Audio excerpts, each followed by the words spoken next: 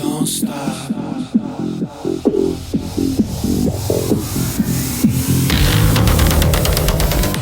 Today, I just finished an interview with a woman named Phyllis, and she has a new book out. It's called America in Therapy, A New Approach to Hope and Healing for a Nation in Crisis. And I thought this was a really timely conversation to have because of all of the craziness and pain that's happening in the world. And I do feel like at times I focus on this too often. I have a news podcast where I do LGBTQ plus news. It's called Listen Up Girl. I do it like 3 times a week. I launch it, and it's like 10 minutes or less most of the time of news. And unfortunately, a lot of the stories are negative. And I, have thought over the past 6 months or so, I guess in everybody's life at some point, they're like, oh, this is the worst time in history for this world or this country or whatever. And, and I've thought about that, like where we are right now with all the anti-trans, anti-LGBTQ laws and policies, and we're erasing pride-colored crosswalks, and we're taking away transgender care across the country today. And, I think about just all the wars that we're having in the Ukraine and in Gaza and Israel, and just how bad this world really is, and how we have these leaders and these governments that just don't care about people at all. And so the conversation I had with Phyllis was really kind of about healing and spirituality, and not from a religious standpoint, but just how we need to kind of shift the world, shift what we're all doing. And, she figured out she had some issues from her childhood, just some childhood trauma that she was able to work through. And she had this divine light that she'll talk about that you'll hear in the interview. And I just think that her interview was just really mind-opening. And she gave me a bit of hope, which I talk about at the end of the interview, where, hopefully this world will have a shift soon, where it's not so negative and where we're more in a positive state. And we're not, trying to hurt each other so much or kill each other or being so negative. And there's just so much racism and anti-Semitism that is happening in this world, which, I felt like, 10 years ago, we were making progress and we were moving forward in the right direction as a society. And it's really kind of just, it's really upsetting that this is where we are in today's world. But, Phyllis has written this book for one of those reasons, and you can order her book. The link to Amazon will be in the description of this video or podcast that you're listening to. And it's I think everybody needs a little healing at this point in life. And I'm going to order her book. I'll maybe do another show or do a little intro and tell you what I thought about the book after I read it. But yeah, she was a fascinating guest, and her energy was good, and I really enjoyed the conversation. So enjoy the episode, and talk to you on the next episode. Thanks. Hi, thanks for joining me on the Everything and Anything and a Bit Gay podcast. Today, I have Phyllis on our show, and I'm so happy to have you on. Welcome, Phyllis. Well, thank you so much for having me here with you. So you have a really amazing, interesting background, and I love it that you've kind of taken some of your knowledge and you've put it into a book, which I'm really looking forward to talking about throughout the podcast. But kind of let's start at the beginning. Talk to me about, you had some healing that you had to do when you were from your childhood, and that really kind of helped shape your life, right? Like the work that you've done throughout your whole life. So talk to me a little bit about that. Yeah. And, I think that's true for so many people, that what we experience early on in life is such a huge impact for good or not. And I think many people today, because we talk about like going on a healing journey, it's something we talk about in our culture, at least parts of our culture. So I had some very traumatic experiences as a very little child that I buried, and I didn't remember them. And they just kind of colored my whole life. I felt very unlovable. I felt very black sheepish. Hmm. And I just really tried to compensate by being good and by being a good student in particular. And I really loved learning. So school was kind of reading and school and books and thinking and writing were my Hmm. go-to Yeah. in a good way. It was very helpful to have a place to go where I could feel that connection, which I wasn't feeling so much with other people. Long story short, I joined a spiritual group in the 60s when that was a really big thing. And, Hmm. and I had had some spiritual experiences as a child and a young adult that I didn't really have an explanation for, but they were wonderful, like feelings of being filled with divine love and feeling an amazing, powerful connection to nature and sort of stepping outside the limitations of my kind of closed in psyche. And so I joined a spiritual group. I got married. I had 3 children, and then everything just crashed. Okay. And I started to remember some of what had happened to me. And How did you remember it, through therapy, or it just started coming back to you because of the spiritual group, or just? in a number of ways. One of the first ways was because I always kept a journal. And there was one day when I was writing in my journal where it just kind of came out of me. Something happened to me. Something happened. I'm not like this. Mm. I'm not in this much pain for no reason.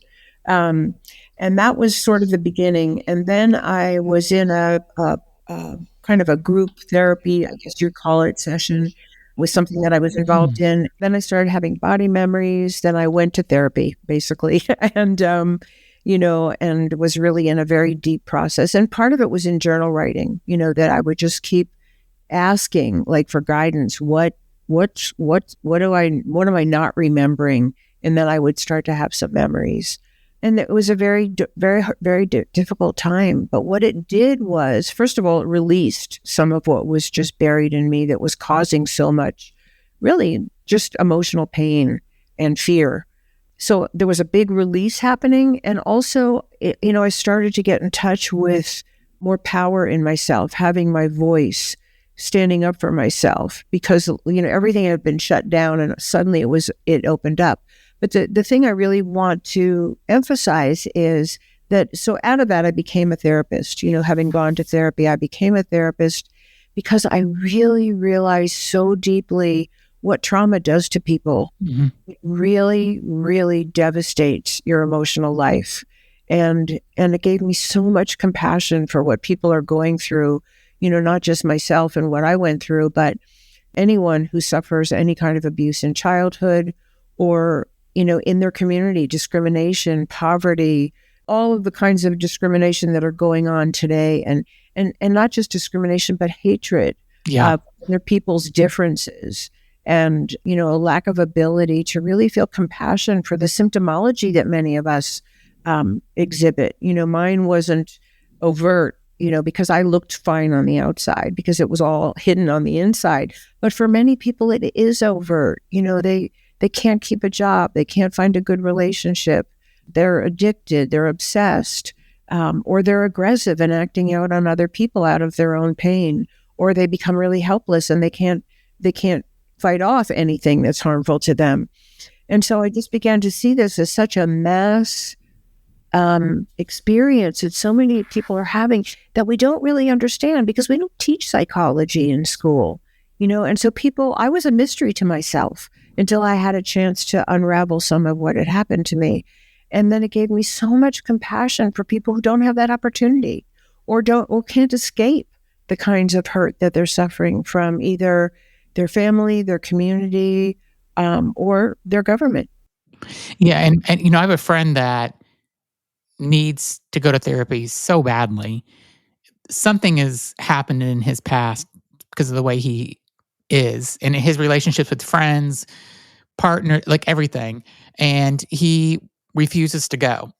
And He's 40, mid 40s, and still has never gone to therapy. And he can't keep a relationship. He can't keep friendships. He's very limited. And so I feel bad for people like that won't take, and he has the means, the insurance in order to go and get Right. help, but Right. he will not do it for some reason. And it just baffles me.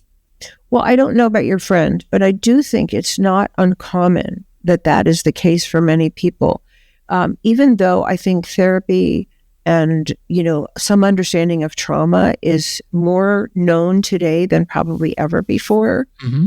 Well, therapy is a new science anyway, but I think we still live in a culture that really wants us to look good. And I think therapy for many people feels like an admission of weakness. I'm not independent. I need you. I don't want to need anyone. I've had people say that to me. I don't want to need therapy. And I'm like, why not? You don't mind going to the doctor when your body's hurting. You don't mind going to the car mechanic when your car breaks down. Yeah. But we have this shame around needing other people. And I think we're really suffering from that as a culture, and probably, for many people around the world. So it can feel, or it can feel like another thing that I've also heard from many people is, I feel like if I started crying, I would never stop. Hmm. And I don't want to do that. And I've had so many clients over the years, and I know that feeling myself. The tears are right on the edge of your eyes, and you're Yeah. not going to cry, and you definitely don't want to cry in front of somebody else. And people will be like, I'm sorry, I'm sorry, I'm sorry. And it's like, don't be sorry. You're allowed to have your tears Yeah. and your pain. Yeah. Yeah, I think there's a lot of social injunction against actually being that vulnerable. After being a psychotherapist for over 30 years, you must have a ton of lessons that you learned about meeting with different people. And how does it feel to know that you've helped that many people along the way? I mean, do you ever take a moment and step back and be like, I've helped so many people over the past 30 plus years. And that must feel really accomplished. You must feel accomplished and really good about that. Do you ever take a moment to step back and think about all the help you've given people? Well, if I was really honest with you, I would say no. I know, but you should, because it's amazing. Yeah. No, and I'm grateful that I had the profession that I had. I really am grateful for that, because I really, I think having gone through what I went through and doing some of the healing work that I did, and the beauty that came out of that, of feeling like I really was able to get in touch with my most essential self, I just wanted to share that. And I think that really is what happens for people when they have a chance to heal, that they just want to give away what they got. And so it's been more like that for me. And I think, some of the clients that I've worked with over the years who have done really deep work and hung in there and, went through the dark night of the soul and came out the other side and retrieved their most essential self in some way, I just felt blessed to be part of that process. Really, I mean, I felt like I got as much from my clients as I might have given. So I know you have a new book, but you also have two other books that you've written, right? So Right. A Light in the Darkness and Into the Fire. And it's where you kind of trace your personal and spiritual evolution, right? Right. What kind of inspired you to write those books? And what do you want people that are reading the books to kind of take away from them? Yeah, I mean, there's so much that I couldn't possibly say it to you right now. But the first two books I wrote about my own healing journey were really where I came from, how I saw life before there were two things that happened. One was that I went to therapy and remembered some of what had happened to me. And the other was that since I've always been a writer and I kept journals my whole life and wrote poetry and wrote lots of things, and that was my connection to myself. Writing was always my connection. So somewhere in the process of recovering the memories of what happened to me, in my journal writing, I really began to get messages from another source. And I consider it a divine source. The messages were all about what my soul is doing in these experiences and how to begin to transform what I had gone through into some kind of, light and love and reclaiming of my most essential self in the world. Not like flying away to nirvana, but like how to recover and be who my soul really wants me to be in this life. and that we're all on that journey. And so the messages that I received, and the reason why I wrote those 2 books, is because I really feel like those messages are for everybody. We all came here with a purpose. We all came here with something to transform. And there's many spiritual paths out there, of course, with meditation practices and teachings and, values and prescriptions for how to be in the world. And I wanted to share mine, which was really totally loving, never judgmental, never got any messages about hell or sin. It was all, totally embracing and loving. Like, you're not a bad person. You're not flawed. You're here to transform that energy that keeps you small and keeps you from being, I had this experience, I've shared it a couple of times, where I was I think my kids were really small, and I was walking up the driveway. And at that point, I hadn't done a lot of this already. Mm-hmm. And the sun was shining really brightly. And I had this moment of feeling like I know that light is inside me and it can't get out. And I don't know how to get it out, but I knew it was there. Mm-hmm. And I think I was just on a lifelong quest to release that deep love and light that was inside me, that I really believe is in every single person.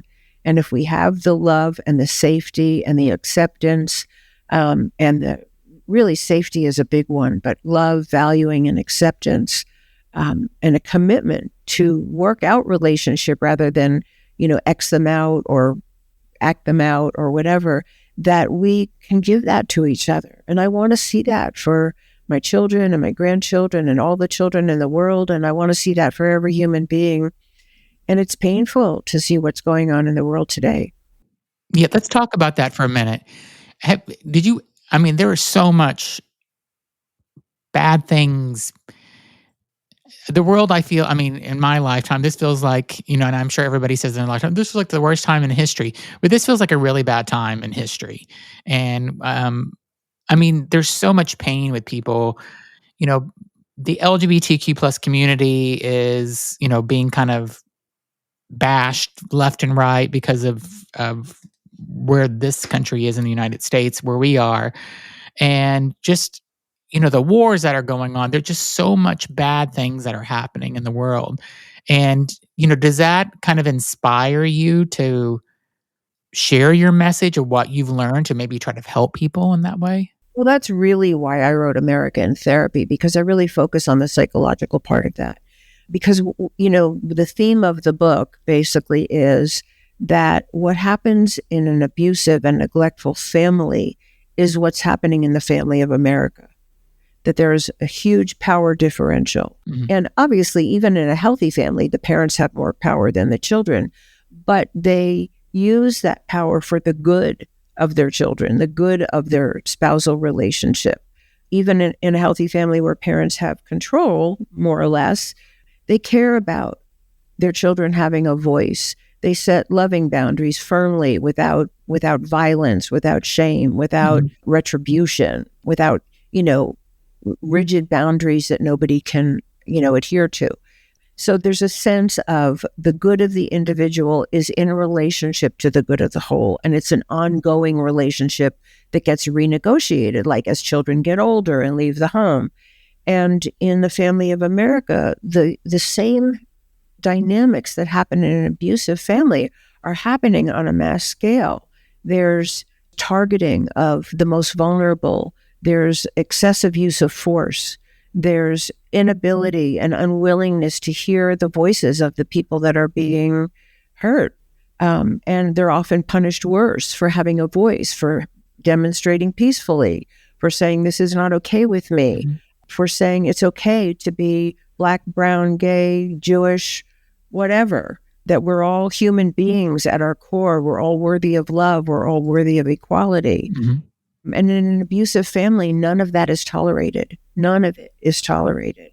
And that's what's happening in our country. So the theme of the book is really looking at the micro level of what happens in a dysfunctional, unhealthy, or abusive family, and what happens in a dysfunctional, unhealthy, or abusive country. And what can we learn from that? And again, the point of the book is not to blame, shame, even anyone in a position of power, but to say, how can we heal this? Yeah. What does psychology teach us about deep listening, about growing our own compassion, about healing our own wounds so that we don't inflict them on other people? What does it teach us that we could actually apply to a country to heal our human relations here? Yeah.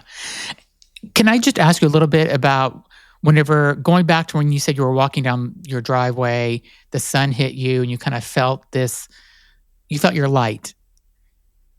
And did that kind of stay with you at that point? No. Nope. Did you have to keep going back and finding it again? Yeah, and I think I really had to go back and do therapy, Okay. and uncover what had buried the light. Because I think that's the tragedy of when we hurt other people, what they have to do to survive. They have to shut something down. Because Mhm. when you're really hurt by another person and you can't escape, or you can't get help, or you can't get treatment, or you can't get rescue, or you can't even get believed, or you can't even remember what happened to you, something in you has to shut down to protect that level of pain. And unfortunately, what happens for most people is they also shut down their bubbly, exuberant, alive, expressive, free self because it's dangerous to show, or it's been shamed, or it's been punished, or it's been rejected. Because if people didn't have to shut down their essential selves when they're hurt, Mhm. it wouldn't matter. Yeah. It just wouldn't matter. You could just go on with your life and be great and everything would be fine. But we just don't see that. I didn't see that in myself, and I don't see that in other people, that there's really like something that needs to be peeled back, the layers. And part of what needs to be peeled back is not just the memories of what happened, and that's a big piece, but the other part of it that's really important is what we came to believe about ourselves as a result of receiving poor treatment or really abusive treatment from other people. I'm not lovable. I don't matter. I have no power. I'm invisible. I have no voice. I'm not worthy. We take on some kind of negative belief about ourselves, or it's my fault, that feels true. It feels true. And if there's nothing there to counter that message, then you just believe that that's who you are. And then you adapt to that. Okay, if I'm unlovable, maybe I become a people pleaser and I desperately try to get other people to love me. Or if I'm unlovable, maybe I just have to hide so nobody will see how unlovable I am. Or maybe I have to become a workaholic to prove to the world that I'm really okay. It could be anything. And when people grow up like this, or this is how their life is living. So let's say, you've grown up and you've had these negative feelings about yourself. Whenever you have a child, let's say, or you are in a you're in a new relationship, aren't you like pushing that same energy out to your children or that relationship? And it's just an ongoing cycle.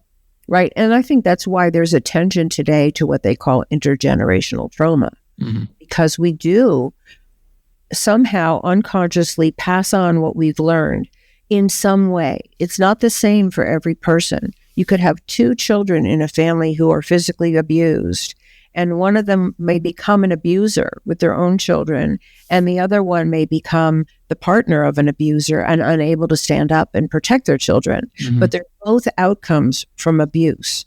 But we respond in different ways because we have different natures, or we have different role models, or we have different genders, or we have whatever we have. Yeah.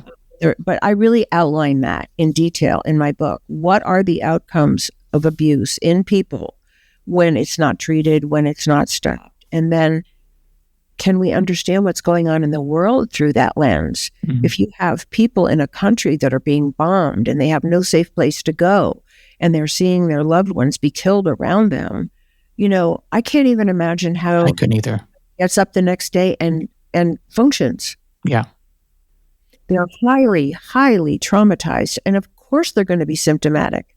Yeah. And what as a, if we look at an individual family, we say, well, the abuse has to stop. For anybody to be safe and heal, the abuse has to stop. If we want to stop what's going on in the world, we have to stop what we're doing to each other. Yeah. And we'll be right back. Okay, and now back to the show. One of the things you talk about is the intersection between psychology and spirituality. How do you kind of see those two areas working together for the healing process? And when you talk about spirituality, tell my listeners what you mean about that. Well, I don't mean religion, and I'm not against religion if it serves you and if it's loving and it creates great human relations. I'm not opposed to Yeah. that at all. But I'm not talking about religion because what I experienced wasn't a religion. What I experienced was a direct connection to something that felt divinely loving and divinely wise. And I think that and this is just my bias, this may not be Yeah. everyone's. Yeah. So I'm not out there to impose this on anyone who doesn't feel this way. But for me, that connection to my most, to God, to oneness, to soul, to spirit, however you say it, that connection was real. I felt it in my body. I felt it in my heart. I heard messages in my mind that didn't come from me. They were things I hadn't learned even in the spiritual practices that I had been involved in. And what I've come to believe is that we all have a soul. We all have a divine connection. And we came here to take on an ego consciousness. That's what we did. We're not sinners. We didn't get born sinners and now we have to repent. Our soul's journey was to take on this ego consciousness and awaken from it. And there's a lot I can say about that. And some of that is in the first two books that I wrote. And I have a lot more that I haven't written yet. Yeah. But I think that gives us also some compassion for each other. We all took on this journey and we have different parts in the play. And one of the very sad things about ego consciousness is that it tries to impose its will on everybody else. So if I believe a certain religion, you have to believe that too, or you're wrong and bad. Or I have a certain, economic status, and if you don't fit that, then you're unworthy and you're lazy and entitled. That we try to impose something on other people rather than actually celebrate that we have different parts in this play and that my part is not your part. And that's beautiful because I can learn from you and you can learn from me and we can learn from each other and we can create something together that no one of us can create by ourselves.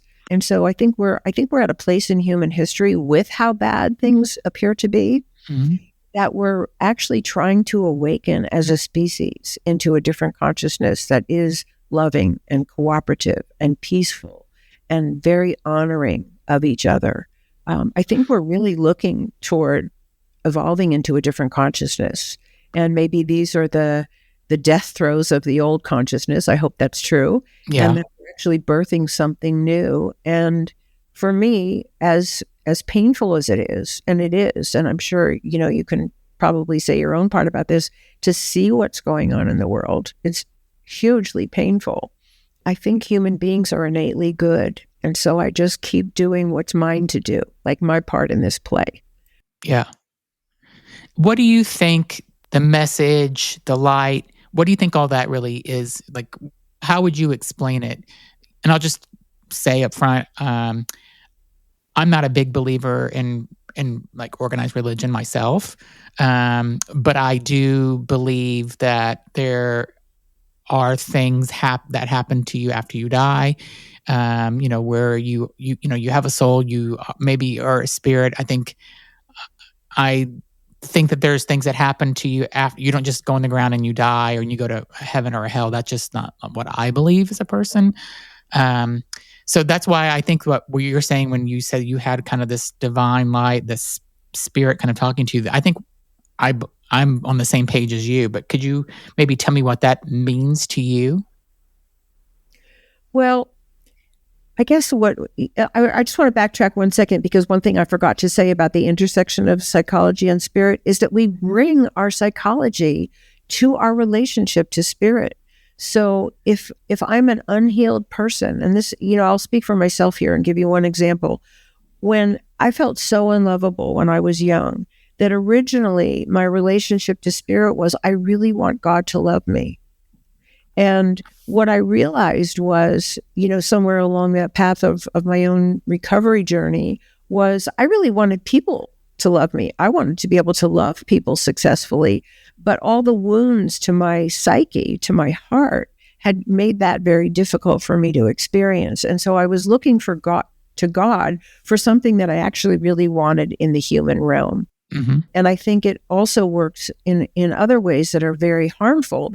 That wasn't helpful, but it wasn't hugely harmful. Mm-hmm. Well, some of the ways that it works that are harmful is if you come from abuse and you come from authoritarianism, you might very well be attracted to a very authoritarian religion that's very judgmental and very punishing. And that, to me, is where our unhealed psychology can really affect our relationship to spirit. And it becomes a reflection of our unhealed wounds rather than anything that I think is really spiritual. So part of what I could say in answer to your question is those experiences that I've had where I really felt like there was a connection to something that was way bigger than me, way bigger than even human. Mm-hmm. Like it made itself present to me as a human being, but it wasn't a spirit named Jim, Yeah. And I'm not putting that down. I'm just saying that's not what I experienced. Yep. That it really gave me an understanding, which I have to renew because I live this human life on this earth like everybody else, that it's way bigger than us, that really spirit has descended into matter and it has taken on human form and it's taken on lots of other forms besides human. And we're just one form that spirit has taken on for a specific purpose. But the universe and the cosmos and consciousness is way bigger than us. And there's something that's really wonderful about being able to experience that because it sort of snaps you out of the nearsightedness of our own little lives that we're struggling to live. Yeah. If that makes sense. Yeah. In your latest book, American Therapy, you go and explore how we might bring healing principles into a national conversation. What would a therapeutic nation look like to you? Yeah. Well, many things. Many big things, but I would start with communication. Right now, we have kind of a climate of extreme partisanship, which there's no listening. There's no sitting down at the table and being open to new ideas, somebody else's perspective, other people's pain, other people's needs, other people's beliefs and views of the world. So I think we would start with communication. And I often say that, if you're seeing a couple in therapy, when a couple comes to therapy, they're usually in a bad place, right? They've been fighting, or they're at odds, or they can't agree on something, or one person is super hurt and the other person is maybe acting out. But what's happening, they can't negotiate the relationship by themselves. And they may be on the verge of divorce, or they may be screaming and yelling, and their kids are becoming symptomatic, or they're drinking too much, or whatever. And so the first thing you work with is how they're talking to each other. Because most times, most people come, they want to be heard, but they have no idea that they're not listening to the other person. And they don't know how to do it because they're reactive, or they're defensive, or they really believe they're right and the other person's wrong, and that's all there is to it. But unfortunately, the other person feels the same way. So they're just at loggerheads. And so we really teach people communication skills, nonviolent, peaceful conflict resolution skills, making I statements, listening, digging deeper, and hearing not only each other's version of what happened, but the pain that's underneath, maybe the conditioning that's underneath that has set them up to feel or behave the way they do. And so you open up a space where people can really talk the way they want to be spoken to and listen the way they want to be heard. And America in Therapy would start there, actually there's many places where we'd start, but that would be one element of it.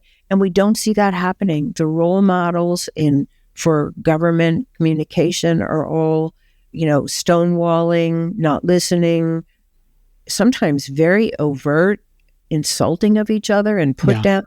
And these are things that people don't want in their own homes. These are things that wouldn't be tolerated in a schoolroom. These are things that wouldn't be tolerated in a business. But somehow we're tolerating this at the highest levels of power.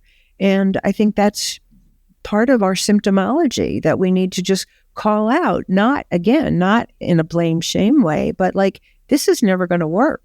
These are the seeds of war. This is how people come to war. This is how they come to blows in their own homes. Yeah. So that would be one thing. I talk quite a bit in my book about some very important paradigm shifts that we need to look at. Well, the other big one, let me just say, is our history. When people come to therapy, they look at the conditioning elements of their childhood. What did they learn from their parents?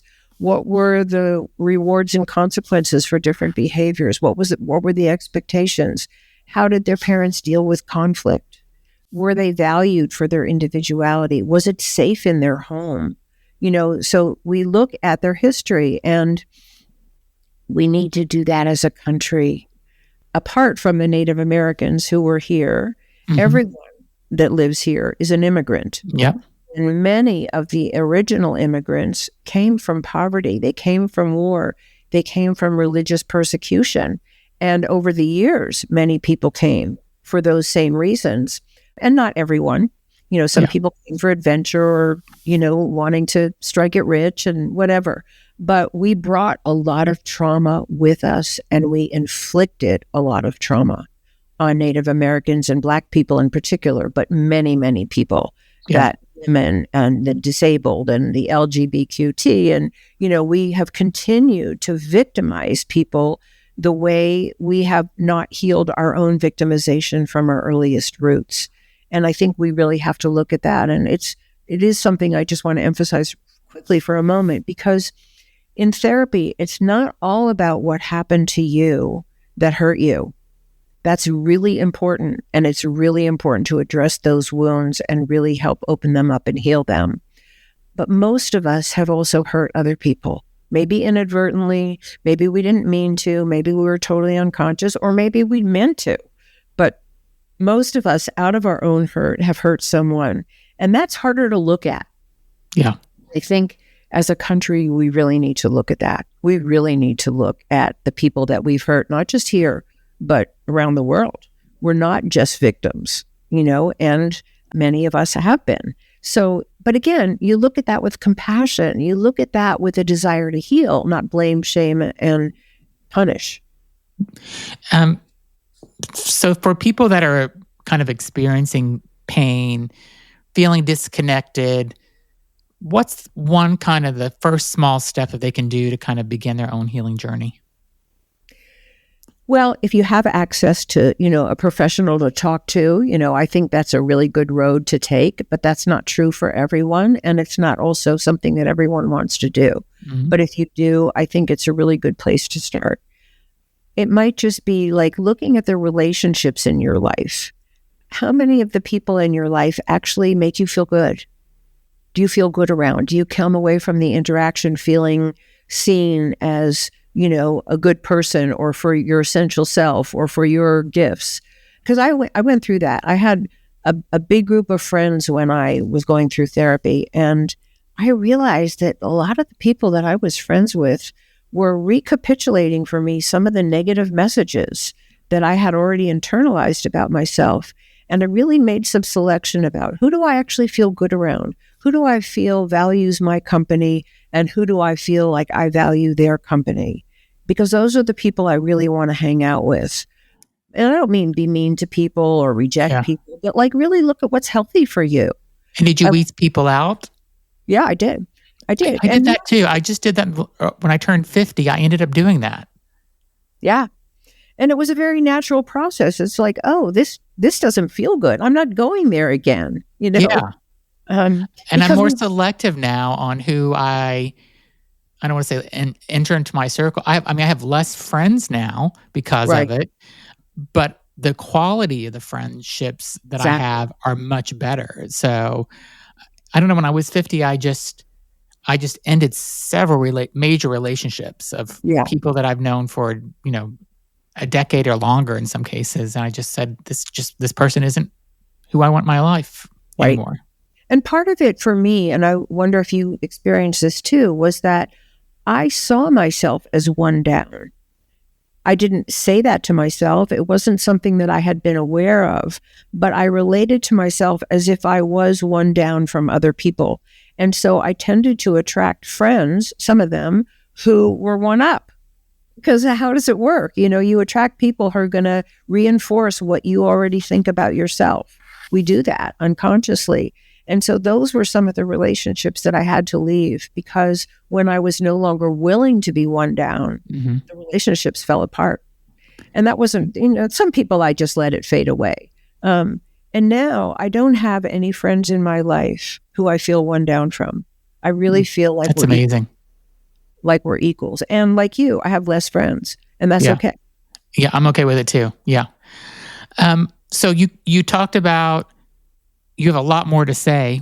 What's next for you? Like, what, you have another book that you've already started, or more books that you're starting? Like, what are you thinking about next? I have an idea for a book that I haven't started. Okay. Because I'm like, I think I put so much into this last book that I sort of need some rest period before I undertake anything else. But the book that I envision would be some way to bring the psychological and the spiritual together and really talk about them in a way that one of the things that I learned from the guidance that I received was a lot about the chakra energies and how they apply not just to us as individuals, but to the world scene. And I really want to write about that, among other things. So that sort of brings the spiritual and the psychological together in a very powerful way. Because I really think that I really think that in our ego consciousness, or our personality consciousness, or whatever you want to call our culture, we've separated spirit from psychology, and I don't think they're separate. I think, I don't see myself floating off to nirvana. I see myself as bringing down whatever's been given to me and applying it to our life here, in our relationships with one another. How do we become more loving? How do we become more seeing the light in other people? For me, one of the most life-changing moments in my life was the first person who I actually felt saw the light in me. I had not had that experience. Who was that first person? It was the first spiritual teacher in the group and I really it was phenomenal experience. Yeah. And I feel like that's what we can give to each other, is to see each other as our best selves, as our light, and feed that in each other. And the culture that we live in, for many people, does not do that. Well, you've kind of given me hope earlier in the conversation, where you said something almost about like you feel like things are getting ready to possibly shift or change. Hopefully we'll see that sooner than later. So, hopefully. Yes. Hopefully. Yes. Well, thank you so much for being on. You were an amazing guest. If you would like to get Phyllis's book, America in Therapy, A New Approach, I will put a link in the description of this video or podcast, whatever you are listening or watching. And it's on Amazon for sure, because I've seen it, because I'm ordering it today after the call. And I'll put the other links to your other two books in there as well. So if people are interested in it, that way they can go and get them. And you were an amazing guest, and I thank you for being on. Well, thank you for having me, because you're also an amazing host. So I love the conversation. I really appreciate the thoughtfulness of your questions, and I feel like we're kindred spirits in some way. So thank you so much. Thanks for being on. Thanks, everybody. Please be sure to subscribe to the podcast. Also, leave a comment, and whenever you buy Phyllis's book, send me a DM on my Instagram, and so I can share it with her, so you can tell me how much you loved it. Thanks so much, everybody, for listening. Thank you.